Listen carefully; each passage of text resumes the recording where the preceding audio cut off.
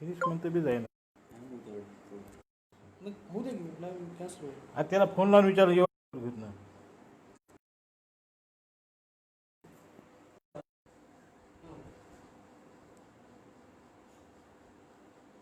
येतं का?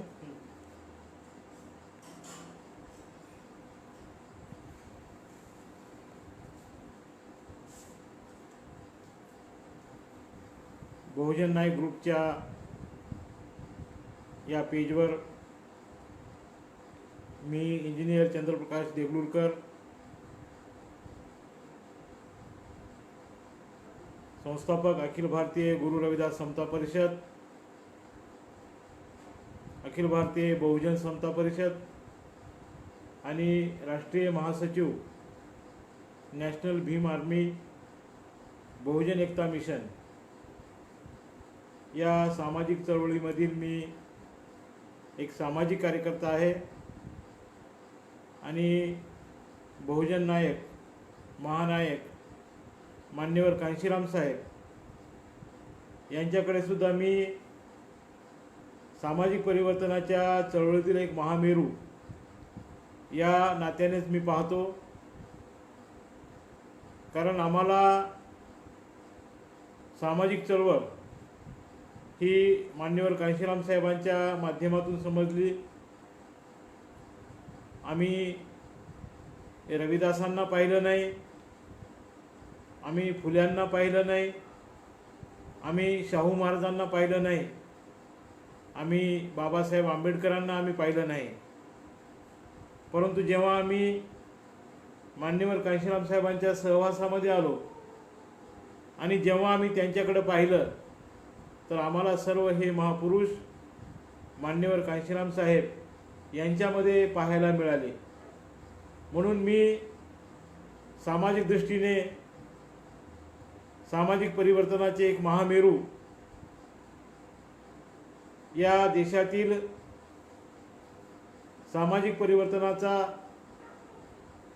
एक हिमालयरूपी असा नेता मान्यवर कांशीराम साहेब यांच्यामुळं आम्हाला पाहायला आणि अनुभवायला मिळाला. आणि आम्ही खरंच नशीब भाग्य वगैरे आम्ही मानत नाही, परंतु खरंच आम्ही मान्यवर कांशीरामजी साहेबांच्या सहवासामध्ये राहण्याचा योग आम्हाला आला आणि मग आम्हाला बहुजन चळवळ कळली. बुद्धाच्या नंतर बहुजन या शब्दाचा अर्थ मान्यवर कांशीराम साहेबांनी उलगडून सांगितला आणि बहुजन हिताय बहुजन सुखाय अशा प्रकारची एक नीती, एक 15-85 हा फॉर्म्युला मान्यवर कांशीराम साहेबांनी या देशाला दिला आणि एक नवीन अशी घोषणा कांशीराम साहेबांनी जन्माला घातली की जिसकी जितनी संख्या भारी उसकी उतनी भागीदारी. या देशामधील SC ST DTNT OBC minority यांची संख्या 85% आहे. हा बहुजन समाज आहे. मान्यवर कांशीराम साहेब म्हणायचे की बहुजन समाज नावाची ही काही वस्तू नाही की जी दुकानामध्ये गेल्यानंतर आपल्याला मिळते. बहुजन ही एक संकल्पना आहे आणि ती संकल्पना आपणाला साकार करावायची आहे. आणि ही संकल्पना म्हणजे या देशातील तळागाळातील दलित शोषित उपेक्षित असा जो समाज आहे तो सर्व समाज विभागलेला आहे, विखुरलेला आहे. या देशामधील वैदिक धर्माने 4 वर्ण निर्माण केले आणि या देशातील समाजाची विभागणी केली. ब्राह्मण, क्षत्रिय, वैश्य, शूद्र आणि अतिशूद्र अशी ही सामाजिक विभागणी केली, ज्याला आपण उतरंड म्हणू शकता. म्हणजे जो सगळ्यात मोठा समाज आहे, उतरंडीमध्ये सगळ्यात मोठं जे मडकं असते ज्याला डेरा म्हणतात ते सगळ्याच्या खाली असते आणि त्याच्यानंतरचा जो मोठा आहे तो त्याच्यावर असतो, त्याच्यापेक्षा थोडासा लहान आहे त्याच्यावर असतो आणि शेवटी सगळ्याच्यावर एक छोटंसं गाडगं असते ज्याला लोटकं म्हणतात. तशी ही चातुर्वर्णी व्यवस्था आहे. सर्वांच्या वर छोटंसं गाडगं म्हणजे ब्राह्मण, क्षत्रिय, वैश्य हे सर्वांच्या वर बसलेले आहेत आणि सर्वांच्या खाली हा 85% बहुजन समाज आहे. हीच गोष्ट मान्यवर कांशीराम साहेबांनी पेनच्या माध्यमातून समजावून सांगितलेली आहे. ही जी पेन आहे याचा उभा भाग आहे, तर यावरील हा जो भाग आहे, हा वरचा जो भाग आहे हा 15% हा महाजन आणि हा 85% खालचा भाग हा बहुजन आहे. आणि या देशामध्ये बहुजन हा खाली आहे, दबल्या गेलेला आहे. आणि जे अल्पजन आहेत 15%, त्याच्यामध्ये ब्राह्मण, बनिया आणि बडा जमीनदार, मान्यवर कांशीराम साहेबांनी ही अशी व्याख्या केलेली आहे. आणि हा 15% अल्पसंख्य समाज हा सर्वांच्या वर आहे.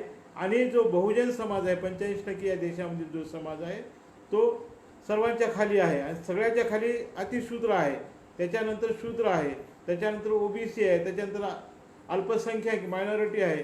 अशा म्हणजे हा जर 16 यांची जर संख्या गोळा बेरीज केली तर हा 85% बहुजन समाज आहे आणि 15% अल्पजन समाज आहे. पण तो शासनकर्ता आहे. तो या समाज व्यवस्थेचा, याला ब्राह्मणिकल सिस्टीम साहेबांनी ब्राह्मणवादी समाज व्यवस्था असं नाव दिलेलं आहे. आणि ब्राह्मणवादी समाज व्यवस्थेमध्ये हा जो 15% समाज आहे तो उच्चवर्णीय समाज, सवर्ण समाज हा 85% समाजावर राज्य करतो. म्हणजे सर्व प्रकारच्या सत्ता त्यांनी आपल्या ताब्यामध्ये ठेवलेल्या आहेत. तर मान्यवर कांशीराम साहेबांना ही व्यवस्था समतेच्या स्वरूपात आणायची आहे. म्हणून ही व्यवस्था अशी उलटी करा असं कांशीराम साहेब सांगत नाही. म्हणजे जे अल्पजन आहेत त्यांना तुम्ही खाली घाला, म्हणजे तुम्ही इतके दिवस खाली होतात, आता त्यांना तुम्ही खाली घाला आणि तुम्ही वर राहा असं सांगत नाहीत कांशीराम साहेब. या पेनच्या माध्यमातून कांशीराम साहेब असं समजावून सांगतात की ही जी उभी समाज व्यवस्था आहे ही ब्राह्मणवादी समाज व्यवस्था आहे. या ब्राह्मणवादी समाज व्यवस्थेमध्ये अल्पजन समाज हा बहुजन समाजावर राज्य करतो आहे. म्हणजे मोठा डेरा आहे पण तो बुडाला आहे आणि सगळ्याच्या वर एक छोटंसं गाडगं आहे आणि त्याचं तोंड उघडं आहे आणि बाकी सगळे मडक्याचे तोंड हे झाकलेले आहेत. म्हणजे त्यांना बोलण्याचा अधिकार नाही, त्यांना लिहिण्याचा अधिकार नाही, त्यांना चालण्याचा अधिकार नाही, त्यांना कसल्याही प्रकारचा अधिकार इथल्या व्यवस्थेनं नाकारलेला आहे. फक्त या खालच्या वर्णांनी वरच्या वर्णाची सेवा करावी हा वेदांचा आदेश आहे, हा मनुस्मृतीचा आदेश आहे. म्हणून कांशीराम साहेबांनी ही पेन उलटी करा असं सांगितलं नाही. म्हणजे ही व्यवस्था एकदम उलटी करून टाका आणि ज्यांनी आमच्यावर अन्याय केला तुम्ही त्यांच्यावर अन्याय करा आणि त्यांना पायदळी तुडवा असा संदेश मान्यवर कांशीराम साहेबांनी दिला नाही. कांशीराम साहेब हे सर्व महामानवांच्या विचारधारेचे अभ्यासक होते. त्यांनी सर्व महामानवांच्या विचारधारेचा अभ्यास केला आणि त्यांनी ही व्यवस्था उलटी न करता अशी समतेच्या पातळीवर, समान पातळीवरती आणा. म्हणजे या व्यवस्थेमध्ये ब्राह्मण, क्षत्रिय, वैश्य, शूद्र, ओबीसी, अतिशूद्र हे सर्व एका रेषेमध्ये असतील. सब समान तो देश महान, हे सर्व एका रेषेमध्ये राहतील. कुणीही कोणाच्या डोक्यावर राहणार नाही, कुणीही कोणावर वर्चस्व गाजवणार नाही. अशा प्रकारची व्यवस्था साकार झाली पाहिजे हे मान्यवर कांशीराम साहेबांचं स्वप्न होतं. ही व्यवस्था या देशामध्ये होती जेव्हा या देशामध्ये बुद्धाच्या विचारांची राज्यव्यवस्था होती, जेव्हा या देशामध्ये सम्राट अशोकाचं राज्य होतं, जेव्हा या देशामध्ये चंद्रगुप्त मौर्याचं राज्य होतं, जेव्हा या देशामध्ये बृहदत्ताचं राज्य होतं, जेव्हा या देशामध्ये बळीचं राज्य होतं, तेव्हा या देशामधील ही व्यवस्था समान पातळीवर होती. म्हणजे भाईचारा होता, बंधुभाव होता. म्हणून कांशीराम साहेबांनी सांगितलं होतं की मेरे सपनों का भारत सम्राट अशोक का भारत होगा.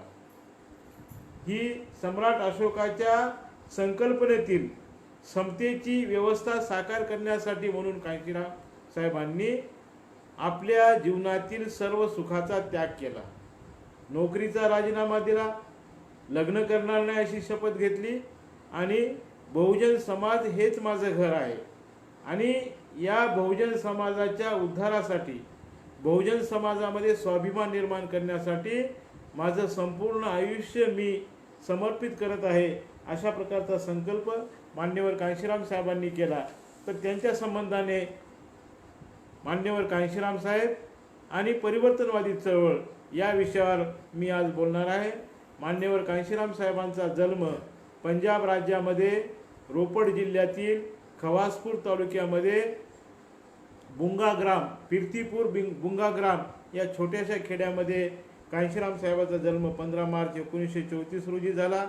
त्यांना 2 भाऊ, 4 बहिणी आणि सर्वात मोठे मान्यवर कांशीराम साहेब होते. त्यांच्या वडिलांची इच्छा होती की आपल्या सर्व मुलांनी शिकावं आणि आपलं नाव करावं, कारण अत्यंत गरिबीच्या परिस्थितीमध्ये दिवस काढत असताना शिक्षणाशिवाय दुसरा पर्याय नाही ही गोष्ट त्यांच्या वडिलांनी ओळखली होती. म्हणून त्यांनी मुलांच्या शिक्षणाकडे लक्ष दिलं आणि कांशीराम यांना गावातील शाळेमध्ये शालेय शिक्षण झाल्यानंतर महाविद्यालय शिक्षणासाठी त्यांना बाहेर पाठवलं आणि त्या ठिकाणाहून मान्यवर कांशीराम साहेबांनी BSc बॅचलर ऑफ सायन्स विज्ञान विषयामध्ये ही पदवी प्राप्त केली आणि त्यानंतर मग त्यांनी नोकरीसाठी अर्ज सुरू केले आणि त्यांना पुण्यामधील रक्षा विभागामध्ये म्हणजे संरक्षण विभागाच्या रक्षा विभागामध्ये पुण्यामध्ये सायंटिस्ट म्हणून, असिस्टंट सायंटिस्ट म्हणून, सहाय्यक वैज्ञानिक म्हणून कांशीराम साहेबांना सुपर क्लास 1ची नोकरी लागली. आणि नोकरीला लागल्यानंतर जवळपास 1958 मध्ये कांशीराम साहेब पुण्यामध्ये नोकरीला रुजू झाले आणि ऑफिसमध्ये काम करत असताना 1965च्या दरम्यान त्यांच्या ऑफिसमध्ये एक घटना अशी घडली की त्याच ऑफिसमध्ये दीना भाना हा राजस्थानमधील एक भंगी समाजाचा व्यक्ती क्लास 4 म्हणजे शिपाई या पदावर त्याच संरक्षण विभागामध्ये शिपाई म्हणून तो दीना भाना कामाला होता. आणि त्या ऑफिसमध्ये अशी प्रथा होती की दरवर्षी सुट्ट्या कोणत्या द्यायच्या त्याची यादी ते दरवर्षी तयार करायचे आणि त्यावर्षी जी यादी तयार केली उच्चपदस्थ अधिकाऱ्यांनी तर त्या यादीमध्ये त्यांनी डॉक्टर बाबासाहेब आंबेडकर आणि तथागत गौतम बुद्ध या 2 महामानवांच्या जयंतीचा उल्लेख त्यांनी टाळला. त्यांच्या जयंतीच्या सुट्ट्या त्या परिपत्रकामध्ये त्यांनी वगळल्या आणि त्याऐवजी मग इतर हिंदू सणांच्या ज्या सुट्ट्या आहेत त्यांनी त्या सुट्ट्या जाहीर केल्या. तर या सुट्ट्याचा सर्व कर्मचाऱ्यांनी अभ्यास केला. त्या कार्यालयामध्ये सर्व जातीचे कर्मचारी होते, मागासवर्गीय होते, उच्चवर्णीय होते, OBC होते, मुस्लिम होते. सगळ्यांनी त्याकडे पाहिलं आणि दुर्लक्ष केलं. पण दीना भाना हा जो चतुर्थ श्रेणी कर्मचारी होता त्याला ही गोष्ट खटकली की आपण अनुसूचित जातीचे आहोत, भंगी जातीचे आपण आहोत आणि आपल्याला जी नोकरी आहे त्या आरक्षणामुळे आपल्याला नोकरी मिळालेली आहे. मग जी नोकरी आपल्याला बाबासाहेबांनी दिलेल्या आरक्षणामुळे मिळाली असेल तर त्यांची सुट्टी का नको हा प्रश्न दीना भाना यांच्यामध्ये निर्माण झाला. मग त्यांनी तो अनेक लोकांना बोलून दाखवला. बाकीच्या लोकांनी जाऊ द्या काय करायचं आपल्याला, वरिष्ठ अधिकारी आहेत, आपणाला बोलता येत नाही, आपण बोललं तर मग आपल्यावर कारवाई होईल, म्हणून ते लोकांनी दीना भानाला साथ दिली नाही. पण दीना भाना हा खंबीर होता, भंगी जातीचा, राजस्थानमधील तो SC शेड्यूल कास्टचा व्यक्ती होता. पण त्याच्यामध्ये हिंमत होती आणि त्यांनी जाऊन ऑफिसच्या मॅनेजमेंटला भेटलं आणि सांगितलं की तुम्ही ह्या 2 सुट्ट्या का रद्द केलेल्या आहेत, या सुट्ट्या आम्हाला मिळायला पाहिजे. म्हणून त्यांनी आग्रह धरला. तर ऑफिसच्या लोकांना राग आला, कारण उच्चवर्णीय अधिकारी होते. त्यांना राग आला आणि त्यांनी सांगितलं की नाही, या सुट्ट्या आम्ही रद्द केलेल्या आहेत. तर दीना भाना म्हणला नाही, आम्हाला सुट्ट्या पाहिजेच. तर ऑफिसच्या लोकांनी पर्याय ठेवला, तुला सुट्ट्या पाहिजे का नोकरी पाहिजे. तर दीना भानानं सांगितलं मला नोकरीही पाहिजे आणि मला सुट्टीही पाहिजे. पण ऑफिसने त्याचं ऐकलं नाही आणि ऑफिसने त्यांना नोकरीवरून काढून टाकलं. आणि मग दीना भाना परेशान झाला. ऑफिसनं सुट्ट्या तर जाहीर केल्याच नाही, उलट याची नोकरी काढून टाकली. आणि ही गोष्ट कांशीराम त्या ऑफिसमध्ये एक अधिकारी होते, उच्चपदस्थ अधिकारी होते आणि ते पाहत होते. त्यांनी विचार केला की हा दीना भाना एक चतुर्थ श्रेणी कर्मचारी, या ऑफिसमध्ये अनेक उच्चपदस्थ अधिकारी आहेत, अनुसूचित जातीचे अधिकारी आहेत, पण त्यांनी कुणीही हा प्रश्न उपस्थित केला नाही. पण एक चतुर्थ श्रेणी असलेल्या कर्मचाऱ्यामध्ये एवढा स्वाभिमान आहे की तो म्हणतो की मला सुट्टी पाहिजे महामानवाच्या जयंतीची आणि मला नोकरीसुद्धा पाहिजे. मग तो हवालदिल होऊन फिरू लागला. कांशीराम यांनी त्या दीनाभाना यांना जवळ बोलावलं की तुझी काय परेशानी आहे. त्यांनी सांगितलं की अशा प्रकारचा अन्याय माझ्यावर झालेला आहे. मग कांशीराम यांनी दीनाभानाच्या वतीनं त्या ऑफिसमध्ये आपण एक उच्चपदस्थ अधिकारी असताना सुद्धा बाकीच्या उच्चपदस्थ अधिकाऱ्यांना कांशीराम यांनी जाब विचारला की तुम्ही याच्यावर अन्याय केलेला आहे. तुम्ही एकतर महापुरुषांची सुट्टी रद्द केलेली आहे जयंतीची, आणि दुसरा अन्याय ती सुट्टी द्या म्हणणाऱ्या दीनाभाना यांना तुम्ही नोकरीतून काढून टाकलेला आहे. हा अन्याय आहे. या अन्यायाच्या विरोधामध्ये आम्ही संघर्ष करू. दीनाभाना यांना आम्ही न्याय मिळवून देऊ म्हणून कांशीराम साहेबांनी संघटन चालू केलं. लोकांना ही गोष्ट समजावून सांगू लागले की या ठिकाणी आमच्यावर अन्याय होतो. SC/STच्या कर्मचाऱ्यांना त्यांनी जमा केलं आणि त्यांनी सांगितलं की आपण याच्या विरोधामध्ये मोर्चा काढला पाहिजे. म्हणून कांशीराम साहेबांनी पुण्याच्या रेस्ट हाऊसवर थांबलेल्या जे त्या काळच्या मंत्र्यांना मोर्चाच्या माध्यमातून जाऊन त्यांनी निवेदन दिलं. पण त्यांचा देखील त्या ठिकाणी काही विचार झाला नाही. मंत्र्यांनी सुद्धा हा प्रश्न सोडवला नाही. दीनाभानाला नोकरी मिळाली नाही किंवा सुट्टी जाहीर झाली नाही. म्हणून कांशीराम साहेबांनी स्वतः पैसे खर्च करून वकील लावला आणि वकिलाच्या माध्यमातून कोर्टामध्ये ही केस लढवली आणि कोर्टामध्ये 1971 मध्ये दीनाभाना यांच्या बाजूने निकाल लागला. आणि मग त्यानंतर कांशीराम साहेबांनी वाजत गाजत मिरवणूक काढून त्या दीनाभाना यांना त्यांनी त्या ऑफिसमध्ये नेऊन जॉईन करायला लावलं आणि सगळ्यांना सांगितलं की कोर्टामधून विजय मिळालेला आहे आणि त्याची तुम्हाला अंमलबजावणी करावं लागेल. आणि त्यानुसार ऑफिसनं दीनाभाना यांना जॉईन करून घेतलं, नोकरीवर सामावून घेतलं आणि ज्या सुट्ट्या रद्द केल्या होत्या त्या सुट्ट्यासुद्धा त्यांनी म्हणजे बहाल करून टाकल्या. आणि मग कांशीराम यांनी विचार सुरू केला की या एका कार्यालयामध्ये मी पाहतो आहे माझ्या डोळ्यात देखत एवढा अन्याय अत्याचार होत असेल तर असे या देशामध्ये हजारो कार्यालय आहेत, असंख्य कार्यालय आहेत आणि प्रत्येक ठिकाणी जर असा प्रकारचा अन्याय अत्याचार होत असेल तर याच्या विरोधामध्ये मला संघर्ष केला पाहिजे, मला बाहेर पडलं पाहिजे. मी इथं नोकरी करत बसलो तर या देशातला अन्याय संपणार नाही. म्हणून कांशीराम यांनी दीनाभाना यांना नोकरीवर जॉईन करायला लावलं आणि त्याच वेळी आपल्या नोकरीचा राजीनामा दिला आणि सांगितलं की आता मी दीनाभानासारखे असंख्य बांधव आहेत, SC/STचे असंख्य समाज बांधव आहेत ज्यांना प्रत्येक शासकीय कार्यालयामध्ये अशा प्रकारचा अन्याय अत्याचार सहन करावा लागतो, याच्या विरोधामध्ये मी बंड पुकारणार आहे. म्हणून कांशीराम यांनी आपल्या नोकरीचा राजीनामा देऊन टाकला.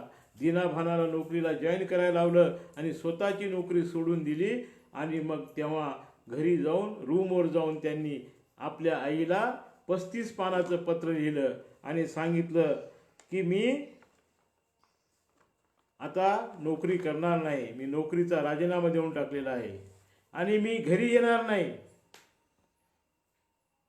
मी घराचं तोंड पाहणार नाही आणि मी कोणत्याही कौटुंबिक कार्यक्रमामध्ये, कोणत्याही वैयक्तिक कार्यक्रमामध्ये, लग्न असेल, मौत असेल, वाढदिवस असेल, या कोणत्याही वैयक्तिक कार्यक्रमासाठी मी माझा वेळ देणार नाही आणि मी लग्न करणार नाही.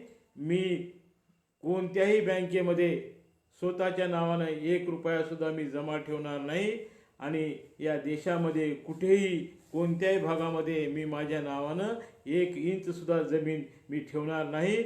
माझं हे संपूर्ण जीवन मी बहुजन समाजासाठी आजपासून समर्पित करत आहे.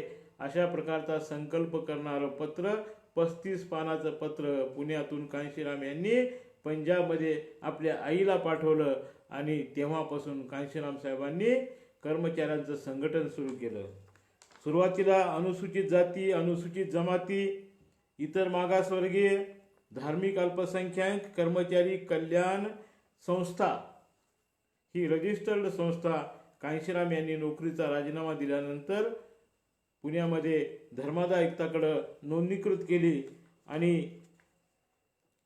तेव्हापासून मग सायकलवर, पुण्यामध्ये सायकलवर पूर्ण पुणे सायकलनं पालतं घातलं आणि प्रत्येक ऑफिसला घरोघरी सायकलनं फिरून कांशीराम यांनी पुण्यामध्ये कॉर्नर बैठका सुरू केल्या. रिपब्लिकन पार्टीच्या कार्यकर्त्यांच्या भेटी घेतल्या. त्यांच्यासोबत काम करण्याची इच्छा व्यक्त केली, काम करण्याची तयारी दाखवली. काही दिवस त्यांनी कामही केलं. परंतु एक चांभार समाजाचा व्यक्ती बाबासाहेबांचं नाव घेऊन या पुण्यामध्ये, या महाराष्ट्रामध्ये काम करत आहे, ही गोष्ट रिपब्लिकन पक्षाच्या लोकांना आवडली नाही. म्हणून त्यांनी कांशीरामला साथ दिली नाही. पण कांशीराम हे नाराज होणार नव्हती. त्यांनी संपूर्ण जीवनाचा त्याग करण्याचा संकल्प केलेला होता. म्हणून कुणाची पर्वा न करता कांशीराम यांनी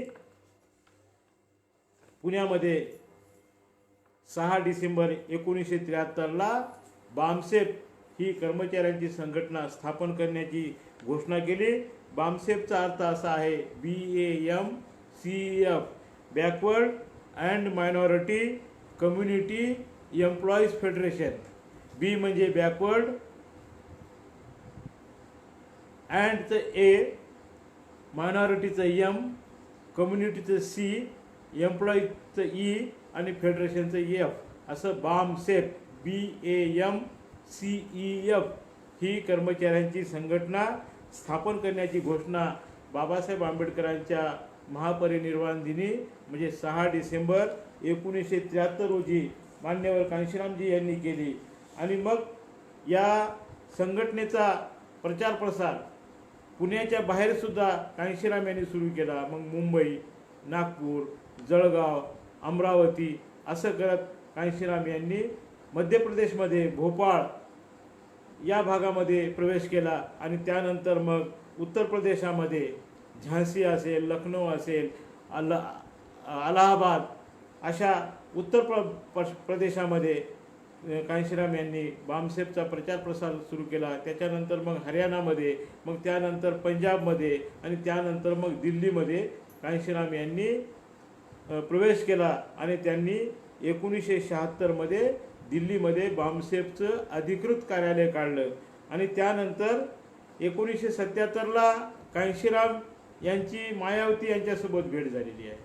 मायावती ह्या बसमधून प्रवास करीत होत्या आणि कांशीरामजी सुद्धा त्याच बसमधून प्रवास करत होते. कांशीरामजी सीटवर बसले होते आणि मायावती हातामध्ये खूप पुस्तके घेऊन बसमध्ये त्या गर्दीमध्ये उभा टाकल्या होत्या. तेव्हा कांशीराम यांनी मायावती यांना बसण्यासाठी बसमध्ये जागा दिली आणि स्वतः उठून उभा राहिले.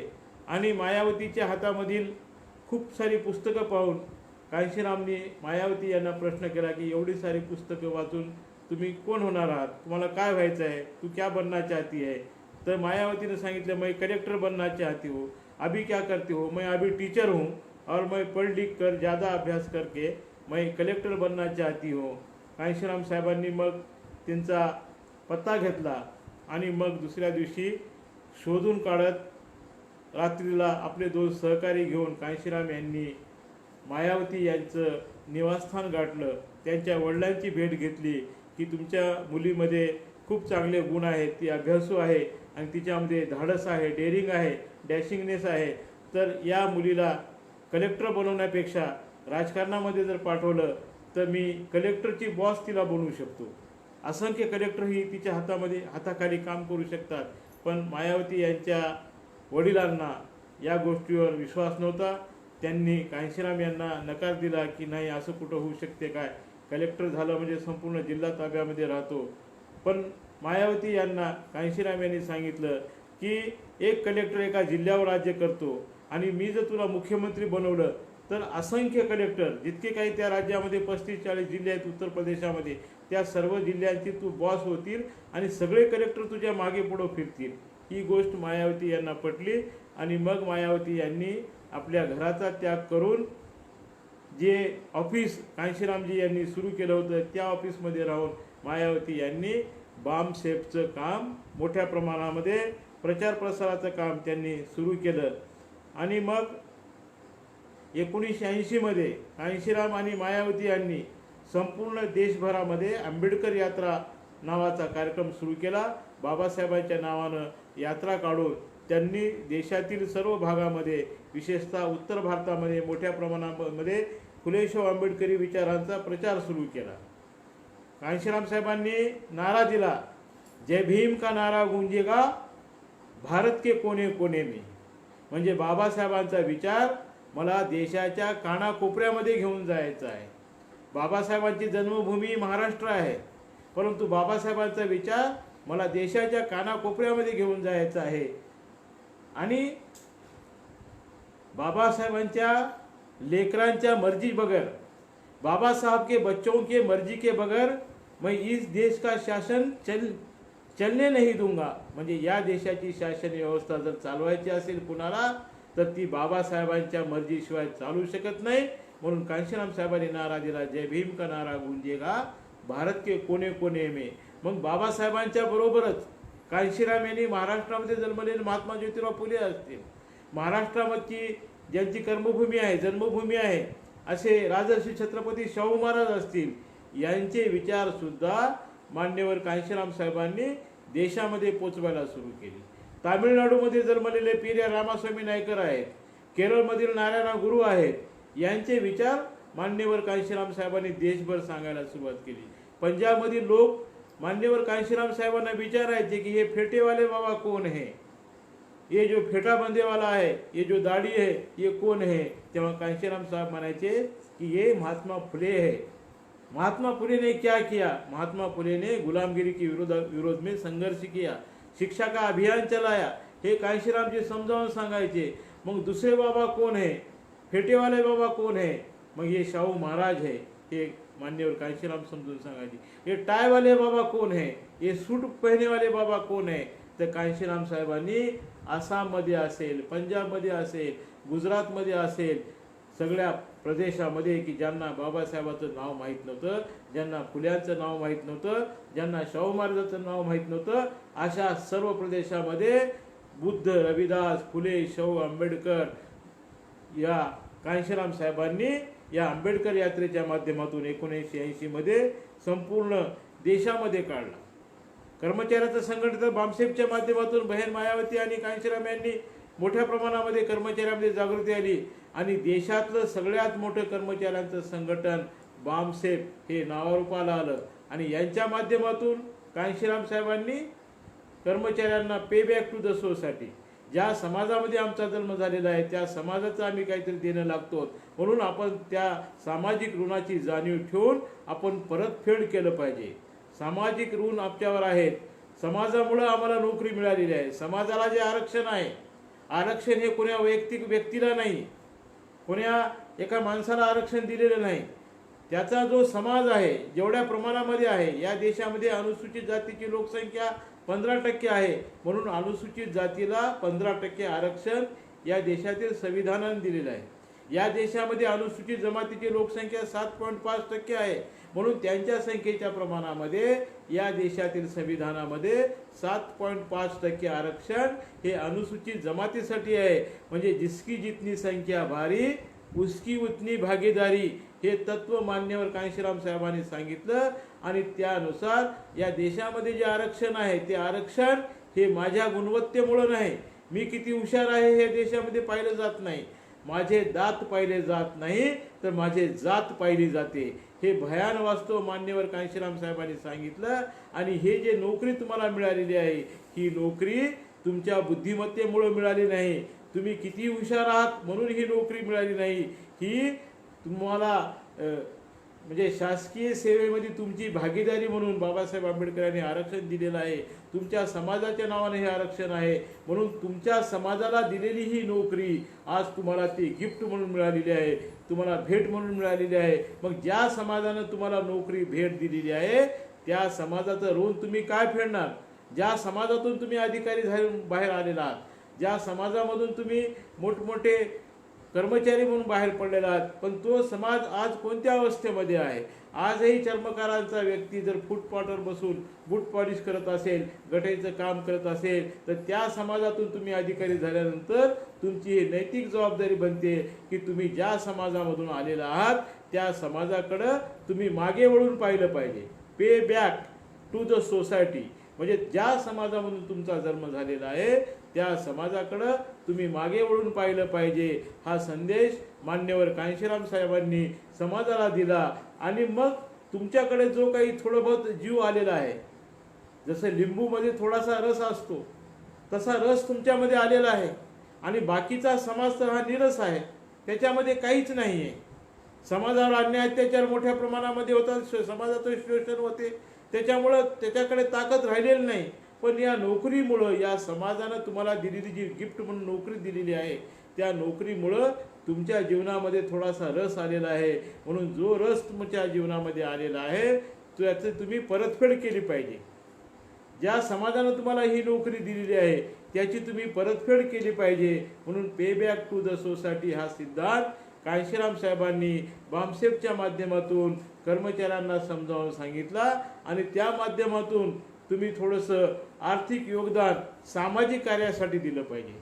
तुमचे प्रश्न सोडवण्यासाठी नाही, तुमची रजा वाढून घेण्यासाठी किंवा तुमच्यावर अन्याय अत्याचार ऑफिसमध्ये होत असतील त्याच्यासाठी म्हणून नाही, तर तुमच्या समाजावर जे अन्याय अत्याचार होतात त्याची जाणीव ठेवून सामाजिक बांधिलकीच्या भावनेतून तुम्ही पेबॅक करा आणि तुम्ही समाज ऋण त्याची परतफेड करा. म्हणून कांशीराम साहेबांनी कर्मचाऱ्यांच्या माध्यमातून पैसा जमा केला आणि स्वतःची नियतकालिकं चालू केली. बहुजन संघटक, बहुजन नायक, बहुजन टाइम्स ही स्वतःची वृत्तपत्र चालू केली. विचाराच्या प्रचार प्रसारासाठी वृत्तपत्राची आवश्यकता असते, म्हणून कांशीराम साहेबांनी कर्मचाऱ्यांच्या माध्यमातून हा पैसा जमा केला आणि मग वृत्तपत्राच्या माध्यमातून जनजागृती सुरू केली. जिथं जिथं अन्याय होईल त्या अन्यायाला वाचा फोडण्याचं काम त्या ठिकाणी केलेलं आहे. पण एखाद्या ठिकाणी अन्याय झाल्यानंतर त्या ठिकाणी कर्मचारी रस्त्यावर जाऊन संघर्ष करू शकत नाही. मग त्या अन्यायाचा मुकाबला कसा करायचा प्रश्न निर्माण झाला. कर्मचाऱ्यांना सिव्हिल कोड कंडक्टचं बंधन असतंय, शासकीय नियमाच्या अधीन राहून त्याला नोकरी करावी लागते, त्याला रस्त्यावर येऊन संघर्ष करता येत नाही. कांशीराम साहेबांच्या लक्षामध्ये ही गोष्ट आली. मग त्यांनी बाबासाहेब आंबेडकरांच्या निर्वाण दिनी, महापरिनिर्वाण दिनी 6 डिसेंबर 1981 रोजी DS4 दलित शोषित समाज संघर्ष समिती, D 1 वेळा आणि S4 म्हणजे S हा 4 वेळा, म्हणजे दलित शोषित समाज संघर्ष समिती S4 DS4 हे संघटन चालू केलं. हे सामाजिक संघटन. बामसेफ हे कर्मचाऱ्यांचं संघटन.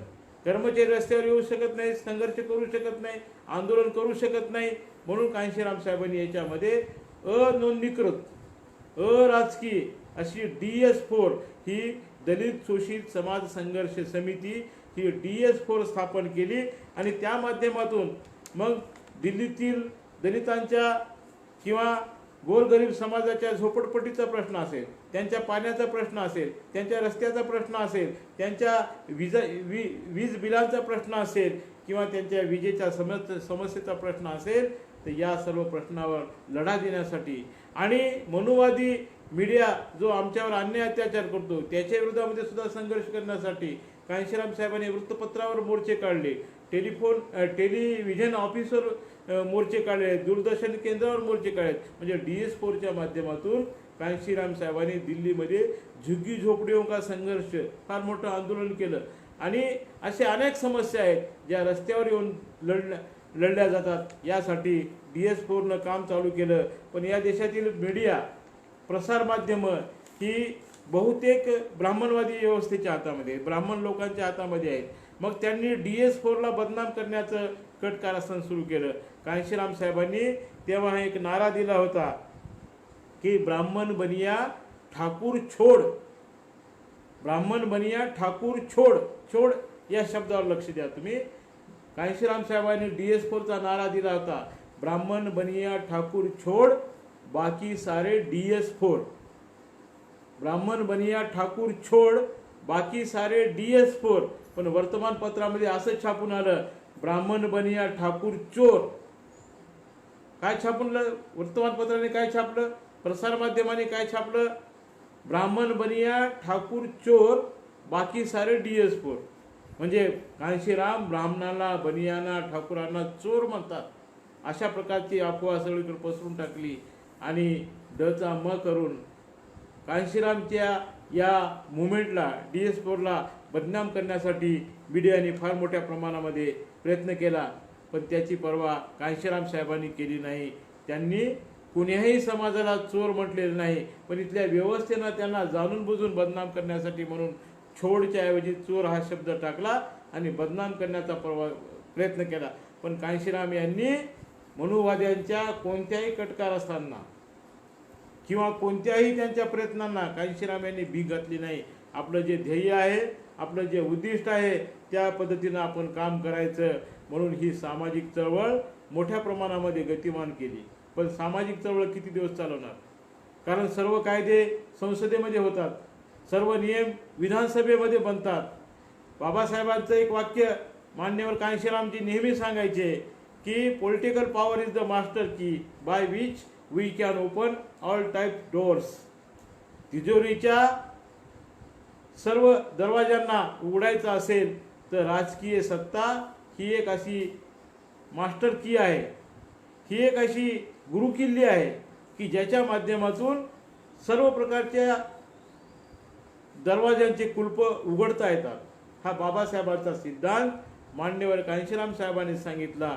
आणि आम्हाला जर सत्तेची दरवाजे उघडायचे असेल, आम्हाला जर सर्व प्रकारच्या सत्ता उपभोगायच्या असतील, बहुजन समाजाला जर गुलामीतून मुक्त करायचं असेल आणि जे उच्चवर्णीय लोक सत्ता उपभोगतात ती सर्व सत्ता बहुजन समाजापर्यंत गेली, सुख आणि समाधान जर बहुजन समाजापर्यंत पोहोचवायचं असेल तर स्वतःची राजकीय सत्ता निर्माण करावी लागेल.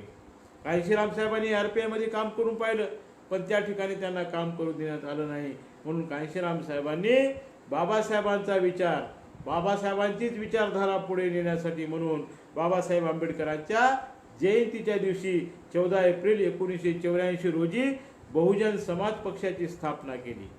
एक राजकीय सत्ता आपली निर्माण झाली पाहिजे म्हणून स्वतःचा राजकीय पक्ष मान्यवर कांशीराम साहेबांनी निवडला. आणि बाबासाहेब आंबेडकरांच्या पक्षाची जी निशाणी होती, बाबासाहेब आंबेडकरांचा जो शेड्यूल कास्ट फेडरेशन हा जो पक्ष होता त्याची जी निशाणी होती तीच निशाणी आज सर्वजण विसरून गेले होते की बाबासाहेबांची निशाणी काय होती, बाबासाहेबांची निशाणी कुठे आहे, कुणालाही याची आठवण नव्हती. अनेक दलित संघटना आहेत, अनेक दलितांचे पक्ष आहेत, अनेक चळवळी आहेत, पण बाबासाहेबांची निवडणूक निशाणी काय होती ती आपली निवडणूक निशाणी असली पाहिजे अशा प्रकारचा आग्रह कोणी धरला नाही.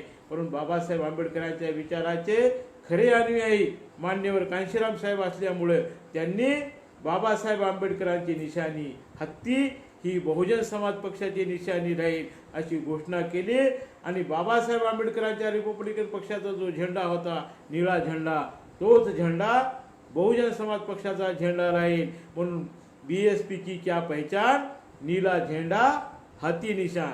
कांशीराम साहेबांची चळवळ म्हणजे घोषणा, अशा काही घोषणा आहेत की त्या घोषणा ऐकल्यानंच माणूस प्रेरित होतो, त्या घोषणातूनच चळवळ तयार होते. अशा विचारपूर्वक सूक्ष्म अशा बुद्धीमधून कांशीराम साहेबांनी विचारपूर्वक बहुजन समाजाच्या हितासाठी घोषणा दिलेल्या आहेत. जिसकी जितनी संख्या भारी उसकी उतनी भागीदारी, वोट हमारा राज तुम्हारा, नहीं चलेगा नहीं चलेगा. म्हणजे अशा काही घोषणा मान्यवर कांशीराम साहेबांनी दिल्या की त्याच्यामधून देशामध्ये फार मोठ्या प्रमाणामध्ये BSPची, बामसेफची, DS4ची चळवळ मोठ्या प्रमाणामध्ये गतिमान झाली. देशामधील अशी एकही भिंत कांशीराम साहेबांच्या अनुयायांनी सोडली नाही की ज्यावर हे स्लोगन लिहिलेलं नाही. देशातील मोठमोठ्या शहरामध्ये किंवा कोणत्याही छोट्या शहरामध्ये जा तुम्हाला, वोट हमारा राज तुम्हारा, नहीं चलेगा नहीं चलेगा.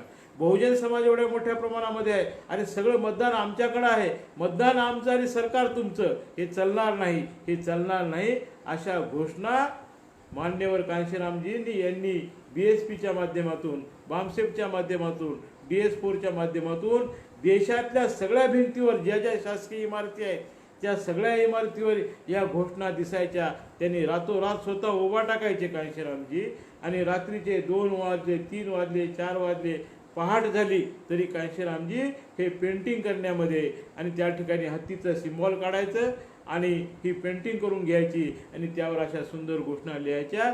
अशा प्रकारे देशामधील बहुजन समाजामध्ये कांशीराम यांनी वॉल पेंटिंगच्या माध्यमातून फार मोठं चैतन्य निर्माण केलं. पण ही गोष्ट सुद्धा या देशातील मनुवादी लोकांना बघवली नाही. म्हणून त्यांनी TN शेषन या निवडणूक आयुक्ताच्या माध्यमातून त्यांनी भिंतीवर लिहिण्यासाठी बंदी घातली. युरोपन कायदा तयार केला, विद्रुपी भिंतीचं कोणीही विद्रुपीकरण करायचं नाही, म्हणून कांशीरामची जी पेंटिंग आहे ती बंद झाली पाहिजे. या दुष्ट भावनेतून TN शेषन यांनी भिंती लिहिण्याची बंदी घातलेली आहे. तरीही कांशीरामजी यांनी आपली मुवमेंट थांबवली नाही. त्यांचं लक्ष होतं सत्तेची गुरुकिल्ली ही आमच्या ताब्यामध्ये घेतली पाहिजे. या देशामधील 6000 जातीमध्ये आणि 6000 पोटजातीमध्ये विभागलेला बहुजन समाज 85% लोक जर एकत्र आले तर या देशाची सत्ता पूर्णतः आमच्या ताब्यामध्ये येऊ शकते. आणि बाबासाहेब आंबेडकरांनी मेरे सपनों का भारत किंवा बाबासाहेबांनी हा देश बुद्धमय करण्याचा जे स्वप्न पाहिलं होतं ते स्वप्न साकार करायचं असेल, बौद्धमय देश निर्माण करायचा असेल, बुद्धाचा देश जर निर्माण करायचा असेल तर या ठिकाणी या विचारांची सत्ता निर्माण झाली पाहिजे. जशी बुद्धाच्या विचारातून सम्राट अशोकाची सत्ता निर्माण झाली तसं बाबासाहेबांच्या विचारातून या देशामध्ये बहुजन समाजाची जर सत्ता निर्माण झाली तर ही सत्ता कायमस्वरूपी या देशातील बहुजन समाजाला समता, स्वातंत्र्य, बंधुत्व आणि न्याय मिळवून देईल. या अपेक्षेनं मान्यवर कांशीराम साहेबांनी बहुजन समाज जोडला पाहिजे. बहुजन समाज ही वस्तू नाही, ती कोणत्या दुकानामध्ये मिळत नाही, ती एक संकल्पना आहे.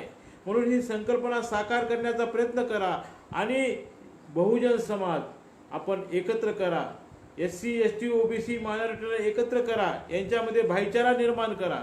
म्हणून कांशीराम साहेबांनी 42,000 किलोमीटर सायकल चालवली आणि नारा दिला, जाती तोडो समाज जोडो. सायकल चालून जागृती करणारा नेता या देशामध्ये कोणी सापडणार नाही. कोणी विमानातून फिरतील, कोणी कारमधून फिरतील किंवा कोणी हेलिकॉप्टरमध्ये फिरतील, परंतु कांशीराम साहेबांनी सायकल चालवली ही आजच्या तरुण पिढीला खरं वाटणार नाही.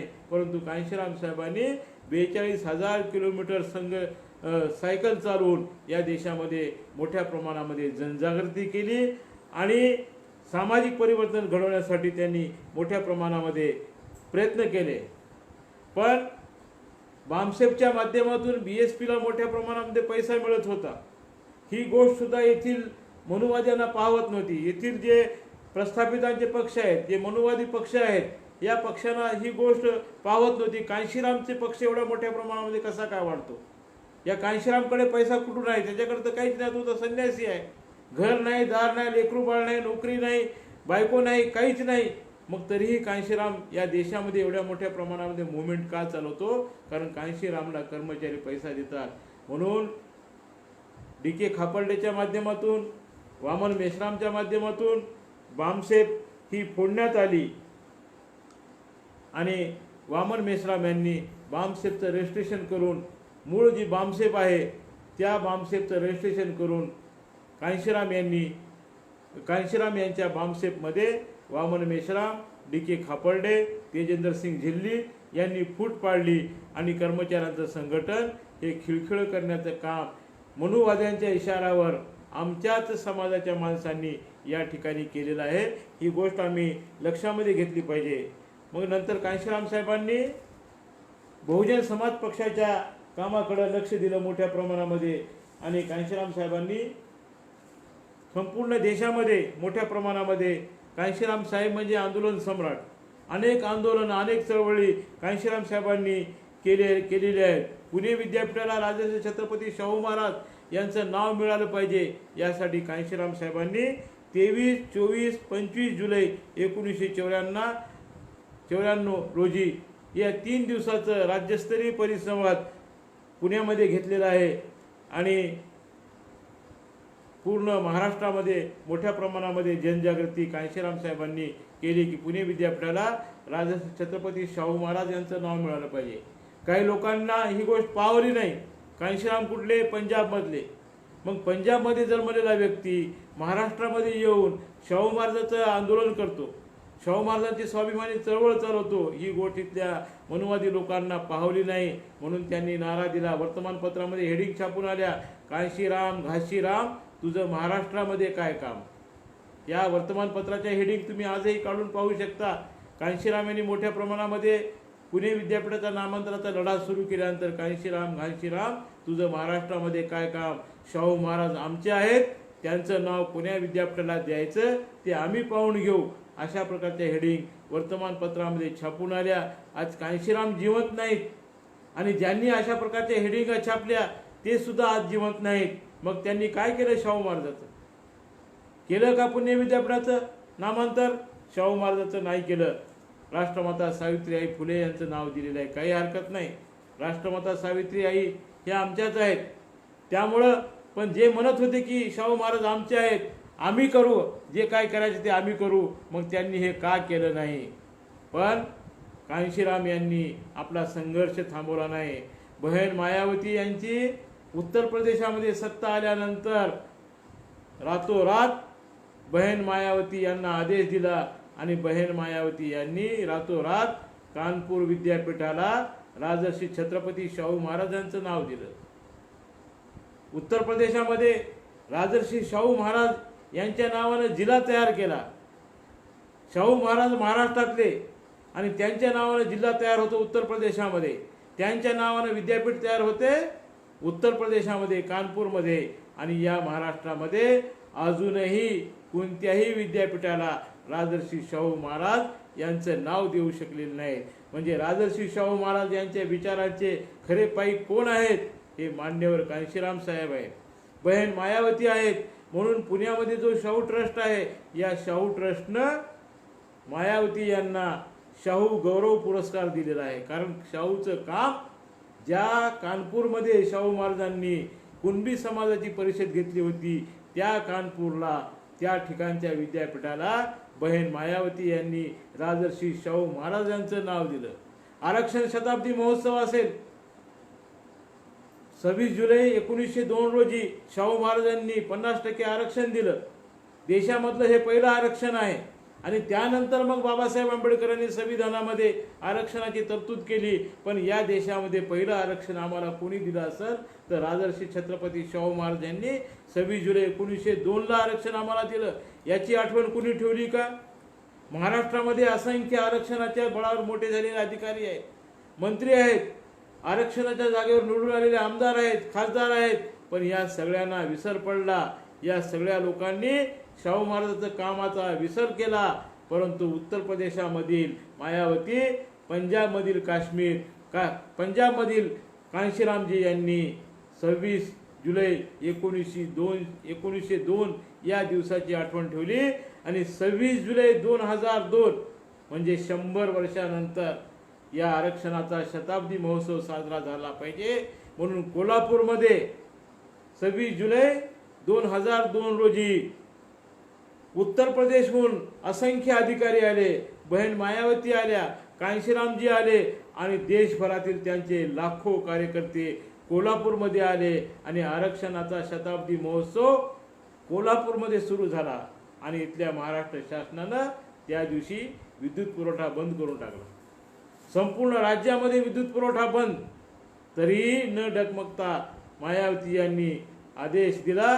सत्ता उत्तर प्रदेशामध्ये होती आणि रातोरात जनरेटर लागले आणि जनरेटरच्या लख प्रकाशामध्ये धो धो पाऊस कोसळत होता. वॉटरप्रूफ टेंट लावले संपूर्ण कोल्हापूरमध्ये आणि आरक्षणाचा शताब्दी महोत्सव फार मोठ्या धूमधडाक्यामध्ये उत्तर प्रदेशमध्ये येऊन या महाराष्ट्रामध्ये साजरा केला. आणि आरक्षणाचा लाभ घेतलेले महाराष्ट्रामधले सारे SC ST OBCचे गुलाम हे पाहत राहिले. याला म्हणतात स्वाभिमान. महापुरुषांच्या विचाराच्या बाबतीमध्ये, परिवर्तनवादी विचाराच्या बाबतीमध्ये कसल्याही प्रकारची तडजोड न करता कांशीराम मायावती यांनी आपल्या महापुरुषांच्या विचारांचा सन्मान केला. आपल्या महापुरुषांच्या विचारांची ही लढाई त्यांनी चालू ठेवली. 1994ला कांशीराम यांना हार्ट अटॅक आला, पण तरीही ते डगमगले नाहीत. तरी त्या परिस्थितीमध्ये सुद्धा मुंबईच्या शिवाजी पार्कवर न भूतो न भविष्यती अशी कांशीराम यांनी सभा घेतली. आणि त्यावेळी महाराष्ट्रामध्ये नामांतराचं आंदोलन होतं. औरंगाबादमध्ये विद्यापीठ आहे आणि त्या विद्यापीठाला बाबासाहेब आंबेडकरांचा 4 हाताचा बोर्ड लावायचा होता. तर या महाराष्ट्रामध्ये एक बोर्ड बदलण्यासाठी 16 वर्ष लढाई करावी लागली. 16 वर्ष रक्तरंजित संघर्ष करावा लागला. अनेक दलितांना कुर्बानी द्यावी लागली. या नांदेड शहरामधील गौतम वाघमारेला जळून मरावं लागलं. या नांदेड जिल्ह्यामधील बिलोली तालुक्यातील टेंभुर्णी या गावामधील चंदर कांबळेला हातपाय त्याचे तोडण्यात आले. कोचीराम कांबळेला सरणावर जिवंत जाळण्यात आलं. असे असंख्य कुर्बानी या महाराष्ट्रामध्ये एक बोर्ड बदलण्यासाठी एक हातभर बोर्ड बदलायचा होता आणि त्यावर बाबासाहेब आंबेडकरांचं नाव लिहायचं होतं. तो 16 वर्ष दलितांचा छळ करण्यात आला. त्यांच्या घरादारांची राख रांगोळी करण्यात आली, आया बहिणीवर बलात्कार करण्यात आले, झोपड्या पेटवून देण्यात आल्या. असंख्य अन्य अत्याचार एका नावासाठी या महाराष्ट्रामध्ये इतका संघर्ष करावा लागला. कांशीराम साहेब म्हणत होते यासाठी आपली सत्ता निर्माण करा. बाबासाहेब आंबेडकरांनी आम्हाला संदेश दिलेला आहे पण आम्ही त्याकडे ऐकत नाही. बाबासाहेबांनी सांगितलं शिका, संघटित व्हा, संघर्ष करा. आम्ही शिकत नाही, आम्ही संघर्ष करत नाही, आम्ही संघटित होत नाही. बाबासाहेबांनी आम्हाला संदेश दिला की जा आणि तुमच्या घरांच्या भिंतीवर लिहून ठेवा की तुम्हाला या देशाची शासनकर्ती जमात बनायचं आहे. बाबासाहेबाचं हे एक वाक्य आपण ऐकलं असतं आणि आपण जर शासनकर्ती जमात झालो, या महाराष्ट्रामध्ये जर आपण आपली सत्ता निर्माण केली तर 16 वर्ष एका नावासाठी झगडा करत बसायची गरज नाही, संघर्ष करायची गरज नाही. बाबासाहेबांनी हे संदेश दिलेला आहे. त्याचं पालन न करता या महाराष्ट्रामध्ये युती, समझोते, ॲडजस्टमेंट, बाहेरून पाठिंबा, आतून पाठिंबा हे दलित चळवळी करतात. म्हणून इथं आमची सत्ता निर्माण होत नाही. प्रस्थापित लोक 1-2 हाडं फेकतात, सत्तेचे, आमदारकीचे, खासदारकीचे 1-2 हाडं फेकतात आणि आमचे दलित लोक ते सगळंच बसतात. म्हणून असं न करता कांशीराम साहेबांनी चमचा युग नावाचं एकच पुस्तक लिहिलं आपल्या आयुष्यामध्ये आणि त्या पुस्तकामध्ये त्यांनी संदेश दिलेला आहे, आमची लाचारी आणि गुलामी दूर करायची असेल तर आम्ही स्वाभिमानी बनलं पाहिजे. महापुरुषांच्या विचारांचा स्वाभिमान आमच्यामध्ये आला पाहिजे आणि आम्ही दुश्मनांशी तडजोड न करता आम्ही आमची सत्ता कशी निर्माण करता येईल हे आपण पाहिलं पाहिजे. आणि हे प्रयोग महाराष्ट्रामध्ये कांशीरामजी यांना करू देण्यात आला नाही. कांशीरामजी हे चर्मकार होते आणि महाराष्ट्रामध्ये जे कोणी स्वतःला आंबेडकरवादी म्हणवतात त्यांना चर्मकारांच्या तोडून हे अशा प्रकारचं परिवर्तन त्यांना अपेक्षित नव्हतं, त्यांना पाहवत नव्हतं. म्हणून नाईलाजांनी कांशीराम यांनी औरंगाबादच्या सभेमध्ये सांगितलं की जे लोक बाबासाहेबांचं ऐकत नाहीत, जे लोक बाबासाहेबांना विरोध करतात, जे लोक बाबासाहेबांच्या विरोधामध्ये निवडणूक लढवतात, मग ते लोक माझ्यासारखा चर्मकार असलेल्या कांशीरामचं काय ऐकतील. म्हणून नाईलाजानं, अत्यंत दुःखद अंतकरणानं कांशीराम यांनी महाराष्ट्र सोडला आणि उत्तर प्रदेशामध्ये जाऊन आपली सत्ता निर्माण करण्यासाठी अनेक निवडणुका लढवल्या आणि त्या ठिकाणच्या काँग्रेसला हैराण करून सोडलं. आणि 1993 मध्ये 67 आमदार कांशीराम यांनी निवडून आणले आणि मग त्यांनी मुलायम सिंग यांना पाठिंबा दिला आणि मुलायम सिंग यांना जे ओबीसी समाजाचे आहेत त्यांच्या समाजवादी पार्टीला पाठिंबा देऊन मुलायम सिंग यांना मुख्यमंत्री बनवलं. तर त्यावेळी नारा आला, विधानसभेमध्ये नारा घुमू लागला, वर्तमानपत्रामध्ये हे लिहू लागले की मिले मुलायम कांशीराम हवा हो गए जय श्रीराम. म्हणजे मुलायम आणि कांशीराम जर एकत्र आले तर या देशामध्ये हिंदुत्ववादी विचार हा नष्ट होऊ शकतो किंवा दाबून राहू शकतो, तो पुढे येऊ शकणार नाही. अशा प्रकारचा एक चांगला संदेश या ठिकाणी या युतीतून आला. मुख्यमंत्री मुलायम सिंग झाले पण जो करार झाला होता त्या पद्धतीनं बहीण मायावती यांना त्या सत्तेमध्ये सहभाग देण्यासाठी मुलायम सिंग टाळत होते, कारण बहीण मायावती हे आक्रमक आहेत आणि त्यांच्या हातामध्ये आपण काही जर थोडी बहुत सत्ता दिल्या तर ते आणखी जास्त आक्रमक होतील. म्हणून मुलायम सिंग हे सुद्धा ओबीसी जरी असले तरी डोक्यामध्ये मनुवाद असल्यामुळं त्यांना सुद्धा एक शेड्यूल कास्टची चर्मकार समाजाची महिला ही पुढे येऊ पाहत आहे, हे त्यांना सुद्धा सहन झालं नाही. म्हणून 1995ला मुलायम सिंग यांनी गुंडागर्दी केली. मुख्यमंत्री मुलायम सिंग होते आणि मायावती यांना लखनौच्या रेस्ट हाऊसमध्ये कोंडून आणि त्या रेस्ट हाऊसमध्ये सिलेंडरचा स्फोट घडवून आणून मायावती यांना संपवण्याचं कट कारस्थान त्या ठिकाणी केलं जात होतं. म्हणून या मुलायम सिंग यांचा पाठिंबा कांशीराम यांनी काढून घेतला. मग त्या ठिकाणी भाजपचे लोक आले आणि त्यांनी सांगितलं की मग आम्ही पाठिंबा देतो तुम्हाला, तुम्ही सरकार बनवा. कारण मुलायमची गुंडागर्दी संपवायची असेल तर स्वतःची सत्ता बहीण मायावतीला मुख्यमंत्री करणं हे आवश्यक होतं. अशा प्रकारची रणनीती कांशीराम साहेब हे रुग्णालयामध्ये ॲडमिट होते, आजारी होते, तरीही त्यांनी त्या रुग्णालयामध्ये राहून हार्ट पेशंट असताना सुद्धा त्यांनी त्या ठिकाणी भाजपला बाहेरून पाठिंबा द्यायला सांगितला आणि बहीण मायावती 95मध्ये 3 जून 1995ला बहीण मायावती उत्तर प्रदेशच्या पहिल्या या मुख्यमंत्री झाल्या. मग लोकांनी प्रश्न विचारायला सुरुवात केली की तुम्ही फुले शाहू आंबेडकरवाद सांगता आणि मग तुम्ही BJP सारख्या पक्षाचा तुम्ही पाठिंबा घेऊन तुम्ही सत्ता घेता, मग तुम्ही कोणते आहात? लेफ्टिस्ट आहात का रायटिस्ट आहात?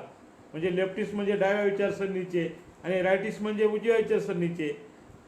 तर कांशीराम साहेबांना पत्रकारांनी प्रश्न विचारला की कांशीराम साहेब तुम्ही कोणत्या याचे आहात? लेफ्टिस्ट आहात की रायटिस्ट आहात? कांशीरामने सांगितले मैं न तो लेफ्टिस्ट हूँ न मैं राइटिस्ट हूँ, मैं तो भाई अपॉर्चुनिस्ट हूँ, मैं तो संधि साधु हूँ मैं. मुझे संधि मिली है सत्ता प्राप्त करने की, वो मुझे पाठिंबा कौन दे रहा वो मत उसका महत्व मुझे नहीं, मुझे सत्ता मिली है, मैं घोड़े पे बैठ रहा हूँ, मेरी लगाम BJP वाले पकड़ते होंगे तो इसमें खुशी की बात है. अब तक हम लगाम पकड़ते थे, हम आगे चलते थे और वो ब्राह्मणवादी लोग घोड़े पे बैठते थे, अब हम घोड़े पे बैठ रहे, वो हमारे आगे चल रहे. तो ये संधि है, हमको हम संधि का फायदा लेने वाले हैं. हम राइटिस्ट नहीं, हम लेफ्टिस्ट नहीं, हम अपॉर्च्युनिस्ट है. कांशीराम साहेब हे अत्यंत बुद्धिमान होते, फार विद्वान व्यक्ती होते आणि त्यांनी पत्रकारांना त्या ठिकाणी लगेच हजरजवाबीपणा कांशीराम साहेबांकडे होता. म्हणजे अशा पद्धतीने कांशीराम साहेबांनी बहुजन समाजाला संधी मिळाली तर त्या संधीचा आपण फायदा घेतला पाहिजे. कांशीराम साहेबांनी अजून एक खंत व्यक्त केली की मी 85% बहुजन समाज जोडायला सांगितलेला आहे तुम्हाला, तुम्ही 85% जर बहुजन समाज जोडला असता आणि आपले जर 210च्या वर आमदार निवडून आले असते तर आज BJP सोबत जायची गरज पडली नसती. म्हणजे याच्यामध्ये प्रभाव कोणाचा आहे? पराभव बहुजन समाजाचा आहे. म्हणून मला ही ॲडजस्टमेंट करावं लागत आहे. आपली सत्ता बनवायची असेल तर 85% लोकांचं संघटन झालं पाहिजे. मी 6000 जातींना जोडायला सांगितलं, तुम्ही काही 4-5 जाती जोडलेल्या आहेत आणि 4-5 जाती जोडल्या तर ही एवढी सत्ता आपण निर्माण केली. 67 आमदार आपण निवडून आले. आपण जर आणखी 20-25 जाती जोडल्या तर आणखी आपली जास्त आमदार येतील. आपण जर 100-200 जाती जोडल्या तर आपली आणखी सत्ता मोठ्या प्रमाणामध्ये येईल. म्हणजे बहुजन समाज तयार करा हा कांशीराम साहेबांच्या जीवनाचा संदेश होता. आणि जो काही अल्प प्रमाणामध्ये आम्ही समाज जोडला त्या माध्यमातून आम्ही समाज तयार केला आणि त्या माध्यमातून आमची सत्ता निर्माण केली. आणि सत्ता मिळाल्यानंतर काय होते हे महाराष्ट्रातल्या जनतेला दाखवून देण्यासाठी म्हणून कांशीराम साहेबांनी बहीण मायावती यांना शपथविधी झाल्यानंतर पहिला निर्णय घ्यायला सांगितला की महाराष्ट्रामध्ये एक बाबासाहेबाच्या विद्यापीठाच्या नावासाठी 16 वर्ष अपमानित व्हावं लागतं आम्हाला. त्या ठिकाणी बहुजन समाजाला त्या ठिकाणी खाली बघावं लागतं, अपमानित व्हावं लागतं. आणि हे जर आम्हाला संदेश द्यायचा असेल तर आमची सत्ता आल्यानंतर रक्ताचा एकही थेंब न सांडता रातोरात आम्ही परिवर्तन करू शकतो. हा संदेश देण्यासाठी बहीण मायावती यांनी 3 जून 1995ला मुख्यमंत्र्यांची शपथ घेतली आणि 4 जून 1995ला आग्रा विद्यापीठाला बाबासाहेब आंबेडकरांचं नाव दिलं आणि सांगितलं रक्ताचा एकही थेंब सांडला नाही. आमची सत्ता आली, आम्ही आमच्या हातानं परिवर्तन केलं. बाबासाहेब आंबेडकरांच्या नावाने जिल्हे बनवले, गौतम बुद्धाच्या नावाने जिल्हे बनवले, गौतम बुद्धाच्या आईच्या नावाने महामायानगर जिल्हे बनवले, महात्मा फुले यांच्या नावाने जिल्हे बनवले, महात्मा फुले यांच्या नावाने विद्यापीठ बनवलं, रविदासाच्या नावाने जिल्हा बनवला, रविदासाच्या नावाने विद्यापीठ बनवलं, शाहू महाराजांच्या नावाने जिल्हा बनवला, शाहू महाराजांच्या नावाने विद्यापीठ बनवलेलं आहे. म्हणजे आमची सत्ता आल्यानंतर आम्हाला कुणाला भीक मागायची गरज नाही, आम्ही आमच्या हातानं परिवर्तन करू शकतो. हा फार मोठा संदेश मान्यवर कांशीराम साहेबांनी दिलेला आहे, तो आम्ही समजून घेतला पाहिजे.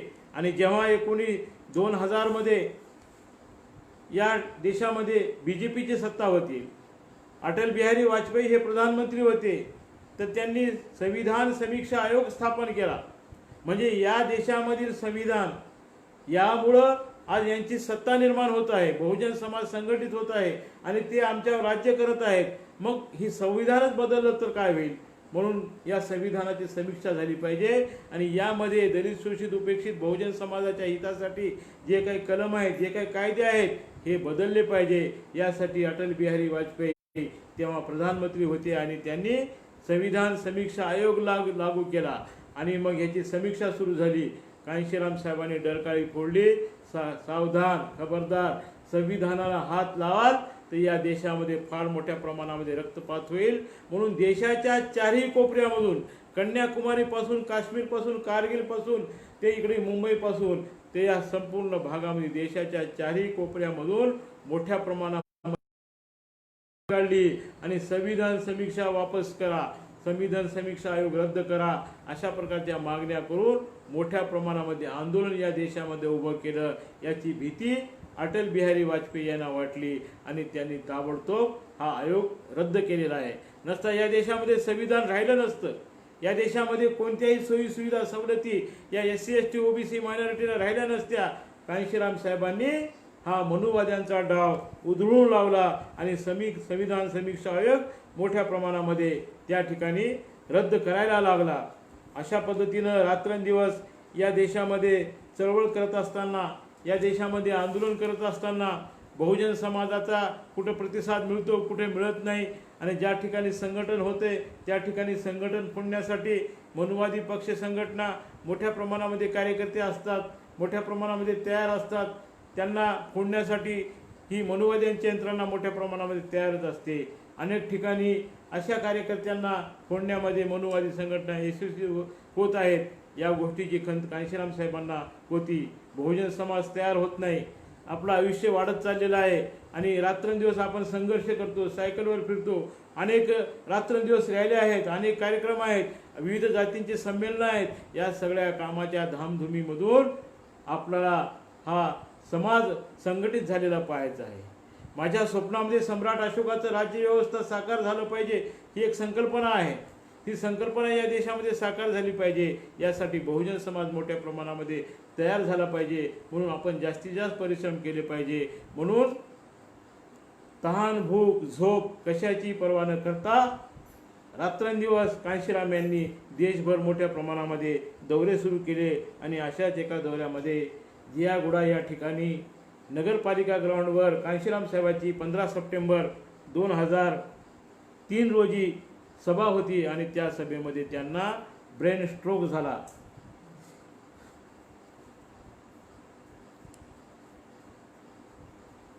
आणि पॅरालिसिस अटॅक झाला. त्यामुळे ते सभेमध्ये म्हणजे स्पीच चालू असताना, भाषण चालू असताना ते कोसळले आणि 2003 पासून ते 2004 पर्यंत कांशीराम साहेब हे अंथरुणावरच होते आणि त्यांच्या मनामध्ये अनेक अशा म्हणजे घालमेल चालू होती की आपल्याला आणखी खूप काम करायचं आहे, परंतु तब्येत साथ देत नाही, शरीर साथ देत नाही, लकवा मारलेला आहे आणि मेंदूमध्ये गाठी तयार झालेल्या आहेत. मग अशा परिस्थितीमध्ये कांशीराम साहेबांचं एक स्वप्न होते की हा देश आपल्याला बुद्धाचा देश बनवायचा आहे, सम्राट अशोकाचा देश बनवायचा आहे आणि या देशामधील बाबासाहेबांचं जे स्वप्न आहे की भारत बौद्धमय करीन, हा जे बाबासाहेबांचं स्वप्न आहे ते साकार करायचं असेल, पण हे साकार होऊ शकते की नाही.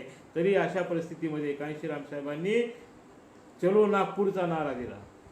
14 ऑक्टोबर 2006 रोजी बाबासाहेब आंबेडकरांनी 14 ऑक्टोबर 1956ला धर्मांतर केलं आणि 14 ऑक्टोबर 2006 रोजी या धर्मांतराच्या घटनेला 50 वर्ष पूर्ण होतात.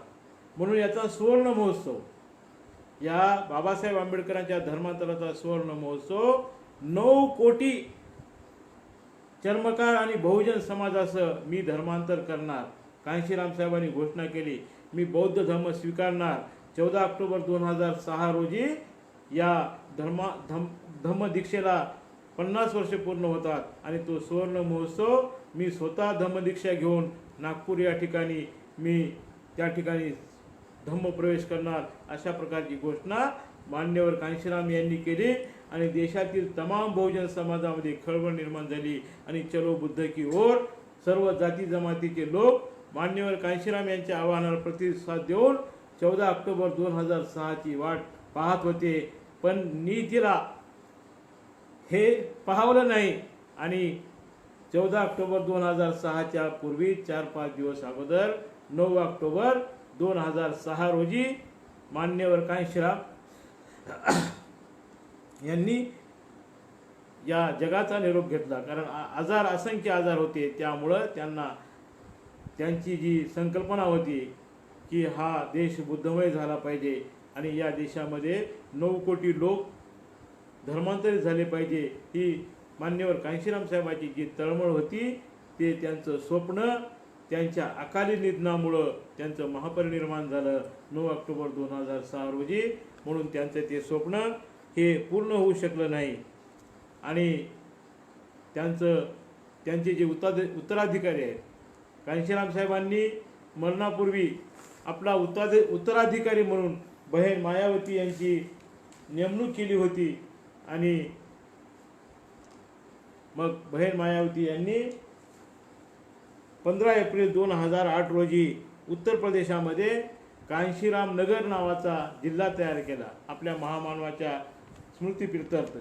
कांशीराम यांच्या नावानं दिल्ली आणि लखनौमध्ये प्रेरणा भवन तयार केलं आणि कांशीराम यांच्या नावानं अनेक संस्था, polytechnic college, engineering college, medical college बहीण मायावती यांनी आपल्या सत्तेच्या माध्यमातून कांशीराम साहेबांनी जो संघर्ष केलेला आहे त्या संघर्षाची आठवण राहावी आणि या देशाचा समाज लाचार आणि गुलाम न राहता तो स्वाभिमानी राहिला पाहिजे म्हणून या स्मृतीस्थळांचं निर्माण करण्यात आलेलं आहे.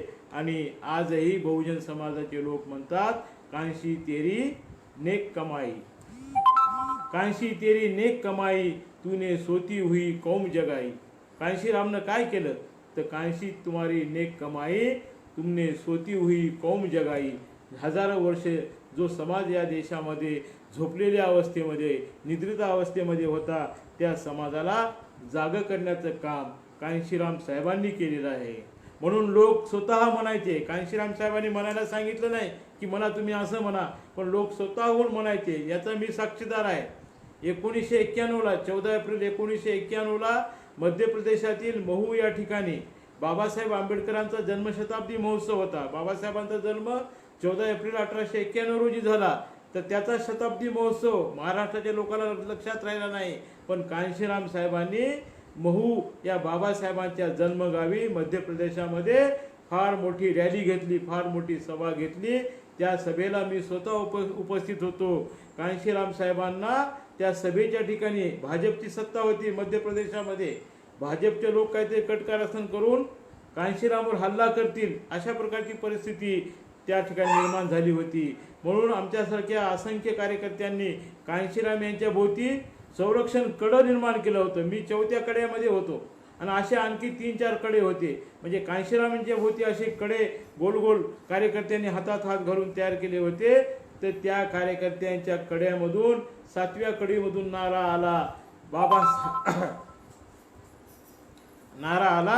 बाबासाहेब का दुसरा नाम कांशीराम, कांशीराम. कांशीरामने मागे वळून पाहिलं आणि सांगितलं हा नारा द्यायचा नाही, मी जिवंत आहे, बाबासाहेबांचाच नारा द्या. कांशीरामने स्वतः सांगितलं नाही, पण लोक स्वयंप्रेरणेनं बाबासाहेबांचं रूप कांशीराममध्ये पाहत होते. महात्मा फुलेंचं रूप कांशीराममध्ये आम्हाला दिसत होतं. आम्ही शाहू महाराज पाहिला नाही,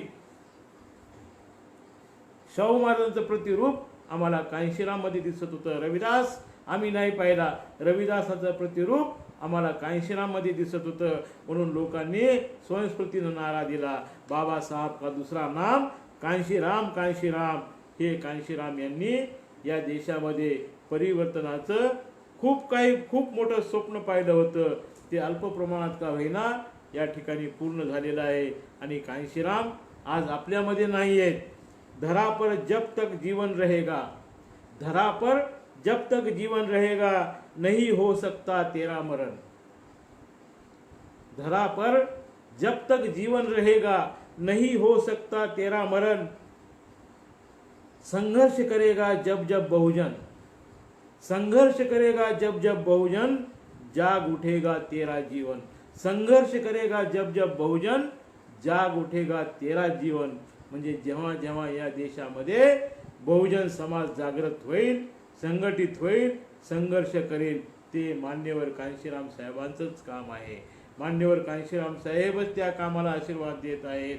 म्हणजे कांशीराम साहेब आज आपल्यामध्ये नाहीत, पण त्यांची परिवर्तनवादी विचारधारा आज त्यांनी आम्हाला जागा केलेला आहे. आणि या देशामध्ये आजही मनुवाद जिवंत आहे. मनूचे पुतळे न्यायालयासमोर आहेत. आजही मनुवाद या ठिकाणी काम करताना आम्हाला दिसतो. म्हणून कांशीरामजी यांचा हा विचार आम्ही जागा ठेवला पाहिजे. आज हे आरक्षणाचं शताब्दी वर्ष या शासनानं साजरं केलं नाही. शाहू महाराज यांनी 21 आणि 22 मार्च 1920ला माणगाव, कोल्हापूर जिल्ह्यातील हातकणंगले तालुक्यामध्ये माणगाव या ठिकाणी शाहू महाराजांनी अस्पृश्य परिषद घेतली. त्याचं हे शताब्दीचं वर्ष आहे. हे शासन प्रशासन आणि इथला बहुजन समाज जे शाहू महाराजांनी आरक्षण दिलं 50%, त्याचा लाभ घेऊन बलाढ्य होत असलेले आमदार, खासदार, मंत्री SC STचे यांना जाणीव नाही. हे माणगाव शताब्दीचं वर्ष आहे 2020. 1920ला शाहू महाराजांनी परिषद घेतली. हे 2020 वर्ष चालू आहे. माणगावचं शताब्दी वर्ष या ठिकाणी साजरं केलं जात नाही. अण्णाभाऊ साठे यांच्या जयंतीचं हे शताब्दी वर्ष आहे. 1920ला अण्णाभाऊ साठे जन्मले आणि हे 2020 आहे. 100 वर्ष झालेले आहेत. इथलं शासन प्रशासन आमच्या महामानवाची दखल घेत नाही. कांशीराम साहेबांनी जिवंत असताना अण्णाभाऊ साठे यांच्या सांगली जिल्ह्यातील वाळवा तालुक्यातील वाटेगाव या ठिकाणी अण्णाभाऊंच्या गावाला भेट दिली मान्यवर कांशीराम साहेबांनी आणि पाहिलं की अण्णाभाऊ साठे कुठं जन्मले. त्या ठिकाणी त्यांचं घर सुद्धा दिसत नव्हतं. म्हणजे झोपडी त्या ठिकाणी पाहायला मिळत होती. कांशीरामने सांगितलं, हा आमच्या महामानवाचा नाही तर हा आमचा अपमान आहे. म्हणून आम्ही या ठिकाणी बंगला बांधला पाहिजे. आणि कांशीराम साहेबांनी आदेश दिला आणि 6 महिन्याच्या आत त्या ठिकाणी अण्णाभाऊच्या कुटुंबियांना, नातेवाईकांना कांशीराम यांच्या आदेशानुसार 2 मजली बंगला बांधून दिलेला आहे. याला म्हणतात जाणीव ठेवणारे महापुरुष. पण आज अण्णाभाऊ साठेंचे शताब्दी वर्ष साजरं केलं जात नाही. माणगाव परिषदेचं शताब्दी वर्ष साजरं केलं नाही. याला कारण आपण कांशीरामचं ऐकत नाही. कांशीरामनं आपली स्वतःची सत्ता निर्माण करा, म्हणजे आपल्याला दुसऱ्याकडं पाहण्याची वेळ येणार नाही. आपली गुलामी आणि लाचारी आम्हाला दूर करायची असेल तर आपली स्वतःची स्वबळावर बहुजन समाज संघटित झाला पाहिजे आणि बहुजन समाजाची सत्ता या देशामध्ये निर्माण झाली पाहिजे. बाबा साहब के बच्चों के मर्जी के बगैर इस देश का शासन मैं चलने नहीं दूंगा, अशा प्रकारे घोषणा कांशीराम साहेबांनी केली होती. कांशीराम साहेब म्हणायचे की मुझे मजबूत नहीं, मुझे मजबूर शासन चाहिए. क्यों? हमारा बहुजन समाज मजबूर है. बहुजन समाज मजबूर है, इसलिए हमें मजबूत नहीं, मजबूर शासन चाहिए. बहुजन समाज जब मजबूत होगा, संगठित होगा, तो हमारी मजबूत सरकार होगी. म्हणून लंगडी सरकार पाडण्याचं काम कांशीरामजी करायचे. 1999ला BJPचे पाठिंबा असलेले 30 खासदार जयललिता यांनी पाठिंबा काढून दिला. अटल बिहारी प्रधानमंत्री होते. सरकार कोसळणार. आता 30 खासदार कमी पडले. इकडून तिकडून जोड केली. फक्त 1 खासदार कमी पडला. बहेनजीकडे आले 5 खासदार, तेव्हा BSPचे होते. कांशीरामजीकडे आले BJPचे लोक, आम्ही तुम्हाला हे देऊ, आम्ही तुम्हाला ते देऊ, इथं सत्ता देऊ, तिथं सत्ता देऊ. कांशीरामला सांगितलं आम्ही तुम्हाला राष्ट्रपती करू. अटल बिहारी वाजपेयीने सांगितलं की आम्ही तुम्हाला राष्ट्रपती करू. लालकृष्ण अडवाणी कांशीरामला भेटले, म्हणाले आम्ही तुम्हाला गृहमंत्री करू देशाचं, पण तुमच्या एका खासदाराचा आम्हाला पाठिंबा द्या. कांशीरामने सांगितलं ठीक आहे, आम्ही तुम्हाला पाठिंबा देऊ, तुम्ही बिनधास्त राहा. आणि जेव्हा वोटिंगचा दिवस आला तेव्हा बहन मायावतीनं सांगितलं मतदान करायचं नाही, बाहेर निघून जायचं. आणि ते सरकार एका मतानं पाडलं. लोकांनी विचारलं कांशीराम तुम्ही दगाबाजी केलेली आहे, तुम्ही विश्वास पाळला नाही. BJPनं सुद्धा उत्तर प्रदेशामध्ये आमच्यासोबत दगाबाजी करून आमचं सरकार पाडलं होतं, त्याचा बदला आम्ही घेतलेला आहे. म्हणजे असा नेता पाहिजे, दूरदृष्टीचा नेता या देशामध्ये पुन्हा होणे नाही. इतका बहुजन समाजाच्या हिताचा रात्रंदिवस विचार करणारा नेता मान्यवर कांशीराम साहेब हे यांनी या देशामध्ये जे परिवर्तन घडून आणलेलं आहे याची एक मिसाल निर्माण केलेली आहे. हा आदर्श घेऊन या ठिकाणी बहुजन समाजानं आपली लाचारी सोडली पाहिजे, आपली गुलामी सोडली पाहिजे. चमचा युग या पुस्तकामध्ये मान्यवर कांशीराम साहेबांनी हाच संदेश दिलेला आहे की बहुजन समाजानं आपली लाचारी सोडली पाहिजे. SC STचे जे आमदार खासदार आहेत महाराष्ट्रामध्ये 18 ते 20-22 आमदार आहेत SC STचे. आणि संपूर्ण देशामध्ये SC STचे 137 खासदार आहेत, पण हे आपल्या बहुजन समाजाच्या महापुरुषाच्या बाबतीमध्ये जागरूक नाहीत, कारण हे त्या पक्षाचे गुलाम आहेत. म्हणून बाबासाहेबांचा विचार, बाबासाहेबांचा निळा झेंडा आणि बाबासाहेबांचा हत्ती घेऊन आम्ही बाबासाहेबांच्या विचाराची सत्ता या देशामध्ये निर्माण केल्याशिवाय या देशातील मनुवाद संपणार नाही. म्हणून बाबासाहेबांनी BSP की क्या पहचान, नीला झेंडा हाती निशान, हे निळा ध्वज जोपर्यंत आम्ही संसदेवर फडकवणार नाही तोपर्यंत या देशामध्ये परिवर्तन होणार नाही, हे अगदी ठासून सांगितलेलं आहे. यासाठी सर्व जाती समूहांना जोडण्याचं काम मान्यवर कांशीराम साहेबांनी केलेलं आहे. मग चर्मकार असेल, मातंग असेल, OBC असेल, सर्वांना जोडण्याचं कांशीराम साहेबांनी केलेलं आहे. आणि या महान अशा कांशीराम साहेबांच्या सहवासामध्ये राहण्याचा आम्हाला योग लाभलेला आहे. लातूर या ठिकाणी आम्ही मान्यवर कांशीराम साहेबांची चर्मकार समाजाच्या वतीनं आम्ही सभा घेतली. आम्ही राज्यव्यापी गुरु रविदास संदेश यात्रा काढली होती. त्या संदेश यात्रेचा समारोप आम्ही 24 एप्रिल 1997 रोजी लातूरच्या टाउन हॉल ग्राउंडवर आम्ही मान्यवर कांशीराम साहेबांची सभा घेतली आणि त्या सभेमध्ये आम्ही चांदीचा मुकुट देऊन मान्यवर कांशीराम साहेबांना बहुजन राजा हा किताब दिलेला आहे. त्यावेळी आपल्या भाषणामध्ये कांशीराम साहेब म्हणतात की मैं जिधर देखता हूँ उधर इस ग्राउंड पे, इस टाउन हॉल के ग्राउंड पे जिधर देखता हूँ उधर पीले ही पीले झंडे दिख रहे हैं मुझे. कारण आम्ही आमचा ध्वज हा पिवळा घेतला होता, तर सगळीकडे पिवळे झेंडे त्या ठिकाणी लावले होते ग्राउंडवर टाउन हॉलच्या. तेव्हा कांशीरामजी म्हणतात की जिधर मैं देखता हूँ उधर पीले ही पीले ध्वज दिख रहे हैं, कोई बात नहीं रहने दो, लेकिन इस पीले को नीला जोड दो. कांशीराम साहेबांनी सांगितलं की आपल्याला या देशामध्ये निळी क्रांती करायची आहे, म्हणून पीले से नीले की ओर चलो, पीले को नीला जोड दो. आणि आम्ही लगेच आमच्या अखिल भारतीय गुरु रविदास समता परिषदेच्या पिवळ्या झेंड्यामध्ये आम्ही निळा झेंडा जोडून टाकलेला आहे. आणि कांशीरामजी यांच्या विचारांच्या प्रचार प्रसाराचं काम या सामाजिक संघटनेच्या माध्यमातून आम्ही करत आहोत. धन्यवाद. या बहुजन नायक ग्रुपच्या माध्यमातून आज मला मान्यवर कांशीरामजी यांच्या जीवनावर हा थोडासा प्रकाश टाकण्यात आलेला आहे. कांशीरामजी यांचं जीवन अथांग अशा महासागरासारखं आहे आणि त्यांच्या जीवनावर, त्यांच्या सहवासामध्ये आम्ही जे राहिलेलो आहेत, अनेक क्षण असे आहेत की त्या सगळ्या क्षणाबद्दल या ठिकाणी सांगायचं राहून गेलेलं आहे आणि वेळ झालेली आहे. म्हणून या ठिकाणी ही जी संधी मला बहुजन नायक ग्रुपनं दिलेली आहे, माझे मित्र रवींद्रजी लोमटे आणि लोखंडे, ऋषिमुनी लोखंडे यांनी ही जी संधी दिलेली आहे त्याबद्दल मी त्यांचे आभार मानतो. धन्यवाद. नमो बुद्धाय. जय रविदास. जय भीम. जय संविधान. जय भारत.